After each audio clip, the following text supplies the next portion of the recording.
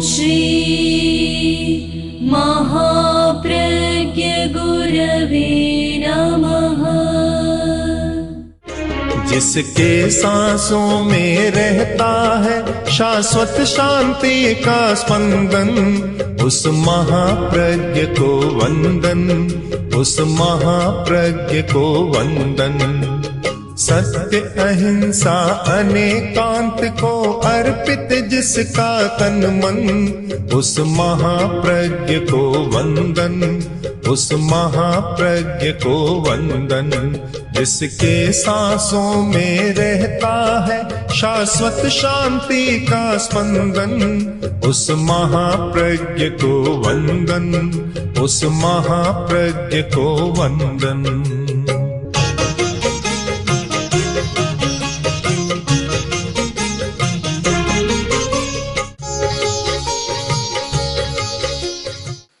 प्रत्येक चिंतनशील व्यक्ति विकास करना चाहता है, जैसा है वैसा ही रहना नहीं चाहता। विकास, गति, प्रगति, उन्नति, ये सारे बहुत प्रिय शब्द हैं। विकास वही व्यक्ति कर सकता है जिसमें ग्रहणशीलता होती है।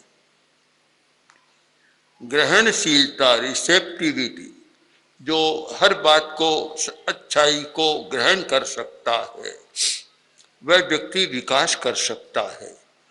जो रूड होता है, बस मुझे अब जानने की जरूरत नहीं है, मुझे तुम सलाह मत दो, मुझे किसी की सलाह की जरूरत नहीं है। इस प्रकार जिसमें एक चिंतन की रूढ़ता आ जाती है, वह व्यक्ति विकास नहीं कर सकता। विनय का मूल स्वभाव है ग्रहणशीलता। हर अच्छाई को ग्रहण करता है, कहीं अवरोध नहीं आता, अकड़न नहीं है। अविनय के लिए अच्छे शब्द हैं उद्दंडता, उच्छृंखलता। विनय, अविनय के लिए अच्छे शब्द है, अच्छे शब्द नहीं है। उद्दंडता है, उच्छृंखलता है, और ग्रहणशीलता के दरवाजे बंद हैं। किसी के बात को सुनना भी नहीं चाहता। ऐसे लोगों को भी देखा है कि बस मैं सब कुछ जानता हूं, मुझे बताने की जरूरत नहीं। मैं सब कुछ जानता हूं, यह किसकी भाषा है? सच्चाई की भाषा नहीं हो सकती, यह अहंकार की भाषा है। अहंकार में ऐसा प्रयोग कर लेता है कि मैं सब जानता हूं, मुझे क्या बताते हो तुम। ये एक उद्दंडता या स्तब्धता है। स्तब्ध हो गया, स्थिर हो गया खंबे की भांति, गतिशीलता को समाप्त उसने कर दिया। जो गतिशील होता है वह आगे बढ़ता है, कुछ नया नया देखता है और उसे ग्रहण करता है। तो विनम्रता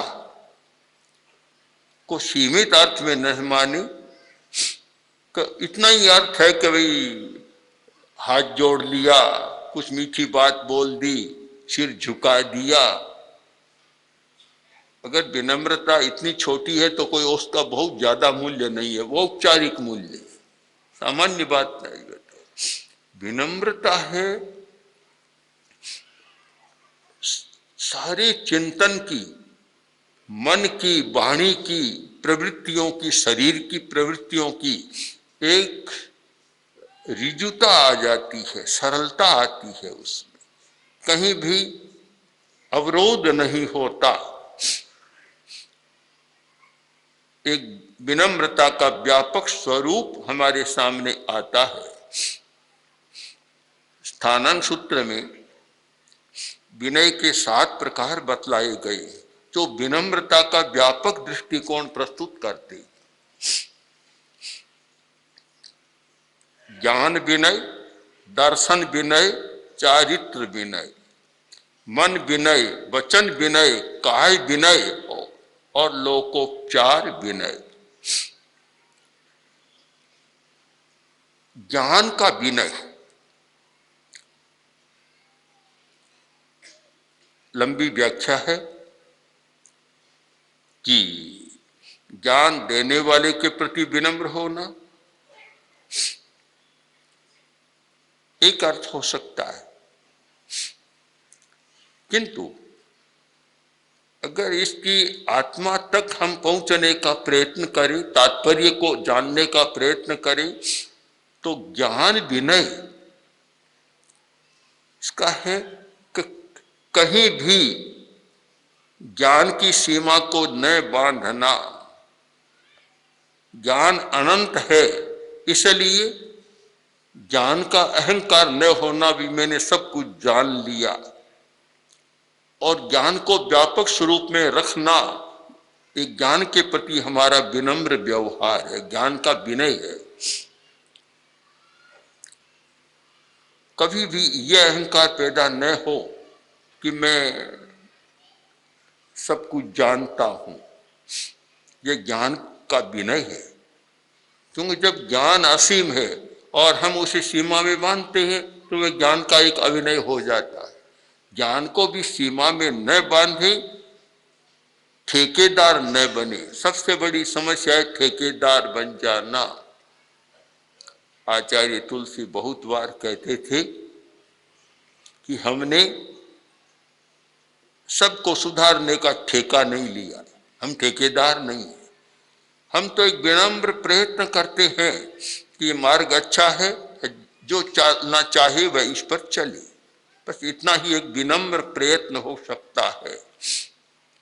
किंतु अहंकार का प्रयत्न हो कि हम एकदम काया पलट कर देंगे, सारी दुनिया को बदल देंगे, या प्रेक्षा ध्यान से सब बदल जाएंगे, जीवन विज्ञान से सब बदल जाएंगे, इस प्रकार अहंकार की भाषा वह भी ज्ञान का अविनय है। हमारा ज्ञान के प्रति भी हमें बहुत विनम्र रहना चाहिए।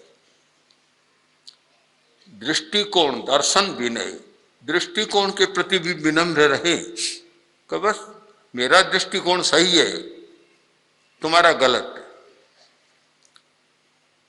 ये दर्शन दृष्टिकोण का भी अविनय होता है। ये तो हम कह सकते हैं भी मेरा ये दृष्टिकोण है, आपका क्या है आप बताएं, अगर अच्छा होगा तो मैं उसे भी स्वीकार करूंगा। तो ये दर्शन के प्रति विनम्रता है हमारी, और एक सीमा बांध ली कि मेरा ही ठीक है, यह आग्रह दर्शन का भी अविनय होता है। अहंकार आग्रह पैदा करता है, व्यक्ति आग्रही बन जाता है। आग्रह ज्ञान के कारण नहीं बनता, दृष्टिकोण के कारण नहीं बनता, अहंकार के कारण बनता है। और वह आग्रह होता है कि मैं सोचता हूं वह ठीक है, मैं करता हूं वह ठीक है, मैं जैसे चलता हूं वह ठीक है, मैं खाता हूं वह ठीक है। हर बात में एक आग्रह बन जाता है, और वह आग्रह समस्या पैदा करता है, पारस्परिक कटुता भी पैदा करता है। किसी व्यक्ति में यह आग्रह न हो कि मैं करता हूं वही ठीक है, वही ठीक है, नहीं मैं करता हूं मेरी दृष्टि में वह ठीक है, इतना तो ठीक है, पर मैं करता हूं वही ठीक है। जहां यह एकांत की भाषा आ जाती है, जहां नय का अतिक्रमण होता है, अपेक्षा का अतिक्रमण होता है, और आग्रह की भाषा आती है, वहां परस्पर में विवाद खड़ा हो जाता है। काय विनय, कायिक विनम्रता, काया की भी अकड़न न हो, यानी कायिक प्रवृत्ति में भी विनम्रता छलके। हमारा कायिक व्यवहार सारा वह विनम्र हो, कहीं भी कोई खिंचाव तनाव न हो, और अन्यथा भाव भी न हो। काया के द्वारा, शारीरिक प्रवृत्तियों के द्वारा बहुत कुछ विकृति पैदा की जा सकती है। आज एक नई विधा विज्ञान की विकसित हुई है, बॉडी लैंग्वेज।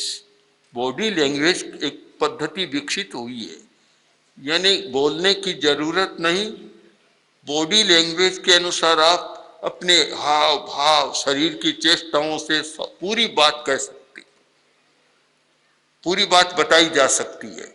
और इस पर काफी साहित्य भी लिखा गया है बॉडी लैंग्वेज पर। तो ये जब शरीर बोलता है, शरीर की हर बात बोलती है, और जब आदमी आग्रह में होता है, इसलिए मैं सब समझ जाते हैं क्या कहना चाहता है। तो ये हमारी कायिक प्रवृत्तियां भी उद्दंडतापूर्ण न हो, उच्छृंखलता भी उसकी न हो, तो हमारा काया के प्रति भी विनम्र भाव, कायिक विनय होता है। मन विनय एक चारित्र का विनय भी है, हमारे आचरण के प्रति भी हमारा विनम्र भाव हो। हर आदमी जो स्वयं आचरण करता है उसको अच्छा मानता है, यह तो ठीक बात है, अपना विश्वास है, अच्छा मानता है, किंतु उसके आधार पर दूसरे व्यक्तियों द्वारा किए जाने वाले आचरण को गलत मानता है और उसके प्रति उद्दंड व्यवहार करता है, वह एक अशोभनीय है और विनम्रता की मर्यादा का अतिक्रमण भी है। प्राय एक मनोवृत्ति होती है कि दूसरे का पसंद नहीं आता, इसीलिए यह सांप्रदायिक झगड़े हो जाते हैं। किसी की दिवाली है, होली है, तो शायद दूसरे को पसंद नहीं आती, किसी का ताजिया है तो किसी दूसरे को पसंद नहीं आता। यह एक आचरण चारित्र का भी एक अभिनय होता है और वहां भी अहंकार बोलता है। यह सब में अहंकार है, ज्ञान में भी अहंकार बोलता है, दृष्टिकोण में भी अहंकार बोलता है और आचरण में भी अहंकार बोलता है। तपस्या करने वालों को बहुत सावधान रहना चाहिए। एक प्राचीन परंपरा थी कि उपवास बेला तेला तक तो बता दिया जाए, आगे जो करते हैं वह प्रकाशित नहीं करनी चाहिए। बड़ी तपस्या को प्रकाशित नहीं करना चाहिए।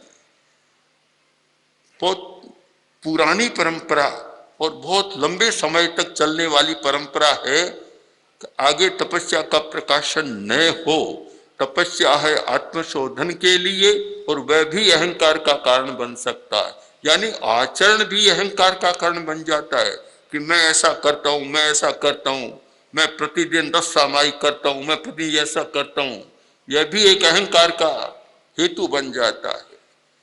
तो आचरण के प्रति भी हमें विनम्र रहना चाहिए। मन विनय, मन में भी अहंकार नहीं बोलना चाहिए। चिंतन में अहंकार न हो, मेरा चिंतन कितना विशिष्ट है कि मैं सोचता हूं वह ठीक निकलता है, यह भी एक उद्दंडता हो। कभी ठीक निकलता है और कभी गलत भी निकल जाता है। सबका चिंतन सही नहीं होता। ये किसी को घमंड भी नहीं होना चाहिए कि मैं सोचता हूं वह बिल्कुल ठीक होता है, और कभी कभी ऐसा गलत भी होता है कि वह अनर्थ पैदा कर देता है। इसीलिए जो यह सामुदायिकता रखी गई कि अकेले व्यक्ति के चिंतन पर नहीं, 5 लोग 10 लोग बैठकर सामूहिक चिंतन करें तो फिर कुछ समाधान अच्छा हो सकता है। अहंकार न हो। वचन विनय, वचन का विनय में भी अहंकार होता है। मन और वचन दोनों जुड़े हुए हैं और अहंकार हो जाता है। जब मरीचि को पता चला कि मैं तीर्थंकर बनूंगा, उस समय मन में भी अहंकार और वाणी में भी अहंकार बोल उठा कि तीर्थंकरो मम पितामह। मेरे दादा तीर्थंकर है, चक्रवर्ती पितामह में है, मेरे पिता चक्रवर्ती है, वासुदेवो भविष्यामि, मैं फिर वासुदेव भी बनूंगा और तीर्थंकर भी बनूंगा। इस बात को लेकर ऐसा उछला कि उसने अपनी तपस्या को भी नीचा कर दिया। मन में भी अहंकार और वाणी में भी अहंकार कि मैं तीर्थंकर बनूंगा, चक्रवर्ती वासुदेव बनूंगा, यह बनूंगा सारा। तो यह मन विनय का है कि चिंतन में भी अहंकार न हो, स्मृति का भी अहंकार न हो। मेरी स्मृति इतनी अच्छी है कि मैं एक बार याद कर लेता हूं, जीवन भर नहीं भूलता, वह भी अहंकार बन गया। कल्पना में भी अहंकार कि मेरी कल्पना में जो कल्पना करता हूं बिल्कुल फिट बैठती है और भविष्य में ठीक उसका परिणाम आता है। अच्छी बात है, अच्छा चिंतन, अच्छी स्मृति और अच्छी कल्पना, किंतु उसके साथ अहंकार का गंदा पानी न मिले, नहीं तो सबको गंदला बना देता है। एक तपस्वी बहुत बड़ी तपस्या करता था, बात तो पौराणिक है पर हमें तो सार लेना है। एक बार नारद जी आए तो उसने कहा, कहाँ जा रहे हो? तो आज तो ब्रह्मा के पास जा रहा हूं। अच्छा है, तो मेरे बारे में पूछ लेना कि मुझे बैकुंठ कब मिलने वाला, इतना तप रहा हूं, बैकुंठ कब मिलने वाला है। नारद जी वापस आए और उसने पूछा कि मेरे बारे में पूछ लिया क्या? उत्तर क्या दिया ब्रह्मा जी ने? कि उत्तर यह दिया कि तुम्हारे लिए बैकुंठ का दरवाजा बंद। अरे इतनी तपस्या करने वाला और फिर मेरे लिए बैकुंठ का दरवाजा बंद, एकदम घबरा गया। कारण क्या? कि कारण यह बतलाया कि तू तपस्या तो करता है पर अहंकार बहुत करता है। उसने कहा यह बड़ी सच्ची बात है, मैं तब का भी अहंकार करता हूं कि मैं कितना बड़ा तपस्वी, मेरे जितना कोई दूसरा तपस्वी नहीं है, तब का भी अहंकार करता हूं। बहुत अच्छा किया नारद जी, आज आपने सच्चाई बतला दी, मुझे मेरे अहंकार का भान हो गया और अब मैं अहंकार नहीं करूंगा। पौराणिक बात है, कहते इतने में विमान आया और उसे उठाकर बैकुंठ ले गया। तो नारद जी खफा हो गए, पहुंचे ब्रह्मा के पास, तो आपने मुझे झूठी बात क्यों बतलाई? मुझे तो कहा कि उसके लिए बैकुंठ का दरवाजा बंद है, आपने उसके लिए विमान भेज दिया, मुझे झूठा कर दिया। जब ब्रह्मा जी बोले झूठा नहीं, पहले वह अहंकारी था और अब उसे अपने अहंकार का भान हो गया, और जिसको अपने अहंकार का भान होता उसके लिए बैकुंठ का दरवाजा खुल जाता। बड़ी कठिनाई, हमें भान भी नहीं होता, अहंकार भी करते चले जाते, ये भान भी नहीं होता कि मेरा अहंकार है, उसको भी अच्छा मान लेते, स्वाभाविक मान लेते। तो इस पौराणिक बात से भी हम एक मर्म तक पहुंचने का प्रयत्न करें कि हमें यह भान होना चाहिए कि मेरे मन में भी अहंकार है, मेरी वाणी में भी अहंकार है, मैं अहंकार की बात बोल देता हूं, वाणी बोल देता हूं, और मेरी कायिक चेष्टा में भी अहंकार है। ये जिसको भान हो जाए वह व्यक्ति विनम्रता के दरवाजे तक पहुंच सकता है। बैकुंठ के दरवाजे तक कोई पहुंचे या न पहुंचे, किंतु विनम्रता के दरवाजे तक पहुंच सकता है, और विनम्रता के दरवाजे तक जो पहुंचता है उसका सारा व्यवहार प्रिय हो जाता है। अहंकार किसी को प्रिय नहीं होता। एक व्यक्ति अहंकार की भाषा बोलता है, दूसरे या तो मजाक करते हैं, हंसी उड़ाते हैं, या आक्रोश में आ जाते, कभी कभी गाली देने भी लग जाते। प्रियता नहीं है। अहंकार किसी को अच्छा नहीं लगता। समानता सबको अच्छा भाव देती है। जहां समानता है वहां सबको अच्छा लगता है।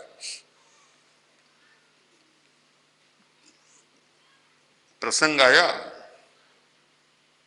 कि धर्माचार्यों में बैठने की बड़ी समस्या होती है। यह भी हमारे कायिक प्रसंग है कि कौन ऊंचा बैठे कौन नीचे बैठे।